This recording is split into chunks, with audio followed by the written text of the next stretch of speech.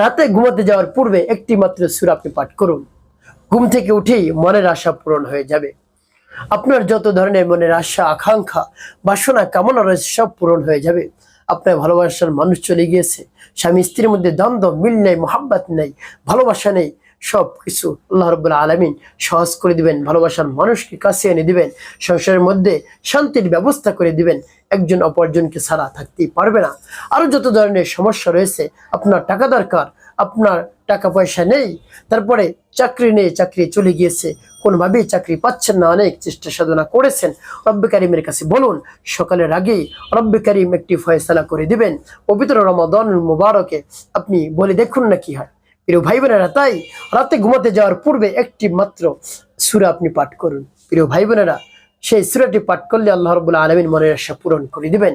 রমজানের মধ্যেই আপনার অনেক সমস্যা সমাধান হয়ে যাবে। প্রিয় ভাই বোনেরা, আপনি যা চাইবেন তাই আল্লাহ রাব্বুল আলামিন দান করবেন। প্রিয় ভাই বোনেরা, সে আমলটি কখন কিভাবে করবেন, কোন নিয়মে করবেন, আমলটি করে কিভাবে উপকৃত হবেন বলে দিচ্ছি।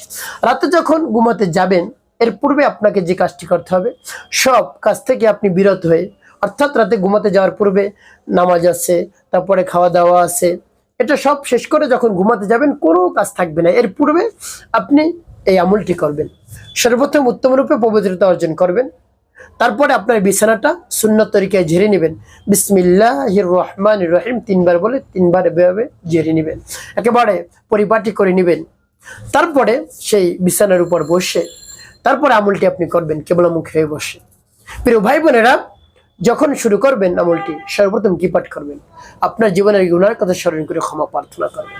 হ্যাঁ আল্লাহ, আমি অনেক গুনাহ করেছি, আমি অপরাধী, আমার গুনার শেষ নেই। হ্যাঁ আল্লাহ, আপনি যত কঠিন থেকে কঠিন গুনাহ করেন না কেন, রব্বুল কারীমের কাছে বলুন, অবশ্যই আল্লাহ রাব্বুল আলামিন মাফ করে দিবেন। বলবেন, হ্যাঁ আল্লাহ, আমি গুনার জন্য অনুতপ্ত, লজ্জিত, আর কখনো সামনে গুনাহ করব না। আপনি পেছনে গুনাহ খাতা মাফ করে দেন। আল্লাহ রাব্বুল আলামিন আপনাকে মাসুম, বেগুনাহ বানিয়ে দেবেন ইনশাআল্লাহ। প্রিয় ভাই বোনেরা, এভাবে যখন বলা হয়ে যাবে, তারপর তিনবার দুরূদ শরীফ পাঠ করবেন। সাল্লাল্লাহু আলাইহি ওয়াসাল্লাম, সাল্লাল্লাহু আলাইহি ওয়াসাল্লাম, সাল্লাল্লাহু আলাইহি ওয়াসাল্লাম। যখন এভাবে ইস্তিগফার এবং দুরূদ শরীফ পাঠ করা হয়ে যাবে, তারপর আপনি কি করবেন? তারপরে আপনি সেই সূরাটি পাঠ করবেন। সেই সূরাটি পাঠ করে আপনি কি করবেন পরবর্তীতে আমি বলে দিচ্ছি। প্রিয় ভাই বোনেরা, আর সেই সূরাটি অনেক ফজিলতপূর্ণ এবং বরকতপূর্ণ। সেই সূরা যদি আপনি একবার পাঠ করেন, আল্লাহ রাব্বুল আলামিন আপনার আমলনামায় 10 পারা কোরআন শরীফ পড়ার সব লিখে দেবেন। আর যদি পবিত্র রোজার মধ্যে পাঠ করেন, তাহলে কত হবে? 70 দিয়ে আপনি গুণ দেন। 2 বার পাঠ করলে 20 পারা কোরআন শরীফ পড়ার সব, 3 বার পাঠ করলে পুরা কোরআন শরীফ পড়ার সব আল্লাহ রাব্বুল আলামিন আপনার আমলনামায় লিখে দেবেন। সুবহানাল্লাহ বিহামদি। প্রিয় ভাই বোনেরা, এইভাবে সেই সূরাটি পাঠ করবেন। আল্লাহর হাবিব সাল্লাল্লাহু আলাইহি ওয়াসাল্লাম বলছেন, এই সূরা কেউ যদি ভালোবেসে পড়ে থাকে এবং বেশি বেশি পাঠ করে থাকে, তাহলে সেই ভালোবাসার কারণে, ভালোবাসার উসিলায় আল্লাহ রাব্বুল আলামিন তাকে জান্নাত দান করবেন। সুবহানাল্লাহ বিহামদি। প্রিয় ভাই বোনেরা, এজন্য সেই সূরাটি আপনি পাঠ করবেন রাতে ঘুমাতে যাওয়ার পূর্বে। সেই সূরা পাঠ করে কি করবেন আমি বলে দিচ্ছি। আগে সূরাটি বলে নেই সহিশুদ্ধ করে, আমার দেখার নিয়ম অনুযায়ী সেই সূরাটি আপনি পাঠ করবেন। আর সেই সূরাটি আর কোনো সূরা না, আমাদের সকলের সুপরিচিত সূরা, যার নাম হলো সূরাতুল ইখলাস। কতবার পাঠ করবেন বলে দিচ্ছি। আগে সূরাটি আমি বলে নেই, যেমন বিসমিল্লাহির রহমানির রহিম, কুল হুয়াল্লাহু আহাদ, আল্লাহুস সামাদ, লাম ইয়ালিদ ওয়া লাম ইউলাদ, আলাম ইয়াকুল লাহু কুফুয়ান আহাদ। যখন সূরাতুল ইখলাস পাঠ করা হয়ে যাবে, তারপর একটি ফুরিয়ে, তারপর আপনি আবারও পাঠ করবেন বিসমিল্লাহির রহমানির রহিম, কুল হুয়াল্লাহু আহাদ, আল্লাহুস সামাদ, লাম ইয়ালিদ ওয়া লাম ইউলাদ, আলাম ইয়াকুল লাহু কুফুয়ান আহাদ। পাঠ করার শেষ আবার তারপর আপনি মনে দরদ নিয়ে আবার পাঠ করবেন বিসমিল্লাহির রহমানির রহিম, কুল হুয়াল্লাহু আহাদ, আল্লাহুস সামাদ, লাম ইয়ালিদ ওয়া লাম ইউলাদ, আলাম ইয়াকুল লাহু কুফুয়ান আহাদ। পাঠ করার শেষ আবার প্রিয় ভাই বোনেরা, কতবার পাঠ করবেন সূরাতুল ইখলাস রাতে ঘুমাতে যাওয়ার পূর্বে? কমপক্ষে 10 বার। সর্বোচ্চ আপনি যতবার পারেন 41 বার পাঠ করতে পারেন, তবে সর্বনিম্ন আপনি 10 বার পাঠ করবেন। 3 বার পাঠ করলে পুরা কোরআন শরীফ পড়ার সব আল্লাহ রাব্বুল আলামিন আমলনামায় লিখে দেবেন। রমজানের বাইরে যে মাসগুলো আছে সেই মাসগুলোতে, আর রমজানে যদি পাঠ করেন তাহলে 170 হলে 70 খতম কোরআন শরীফ পড়ার সব আল্লাহ রাব্বুল আলামিন আপনার আমলনামায় লিখে দেবেন। সুবহানাল্লাহ।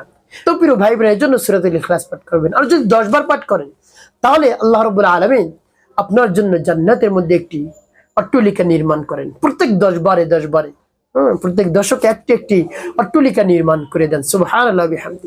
এমনিতেও জান্নাত অনেক সুন্দর, তারপর আল্লাহ রাব্বুল আলামিন সুসজ্জিত করেন যদি আপনি বেশি বেশি ইবাদত করেন। প্রিয় ভাই বোনেরা, তাই রাতে ঘুমাতে যাওয়ার পূর্বে সূরাতুল ইখলাস পাঠ করবেন। এভাবে যখন সূরাতুল ইখলাস পাঠ করা হয়ে যাবে, তারপর আপনি কি করবেন?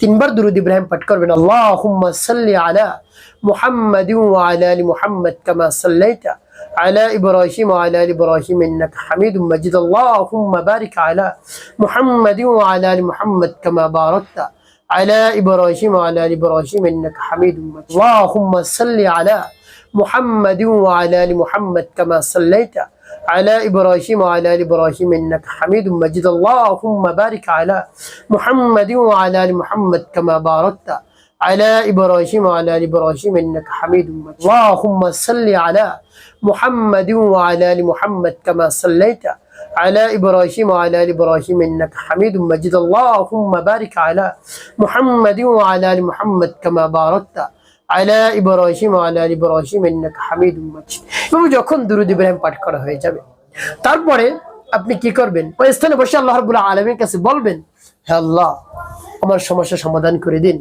আমার মনের আশা আকাঙ্ক্ষা বাসনা কামনা পূরণ করে দিন, আমার যত ধরনের আশা আকাঙ্ক্ষা রয়েছে আপনি পূরণ করে দিন, মনের ব্যথা বেদনা দূর করে দিন।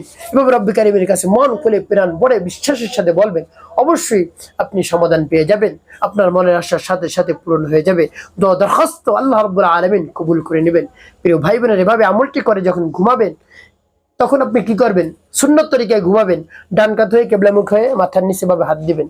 তারপরে ঘুমানোর দোয়াটি পাঠ করবেন, আল্লাহুম্মা বিসমিকা আমুতু ওয়া আহইয়া, এবং নিয়ত করবেন, হে আল্লাহ, আমাকে আপনি ফজরের সময় জাগ্রত করে দিবেন, আমি যেন সেহরি খেতে উঠতে পারি, আমি যেন রোজা রাখতে পারি আগামীকাল, আপনি সেই ব্যবস্থা আমাকে করে দিয়েন, আমি যেন পরের দিন রোজা রাখতে পারি। এভাবে আল্লাহ রাব্বুল আলামিনের কাছে বলে তারপরে আপনি ঘুমিয়ে পড়বেন। অবশ্যই আপনার মনের আশা আকাঙ্ক্ষা বাসনা কামনা পূরণ হবে। একটি কাজ করতে হবে, 5 ওয়াক্ত নামাজ আপনাকে আদায় করতে হবে, মানুষের কল্যাণে খিদমতে কাজ করবেন। অবশ্যই আপনার জীবন হবে সুখময় এবং শান্তিপূর্ণ ইনশাআল্লাহ।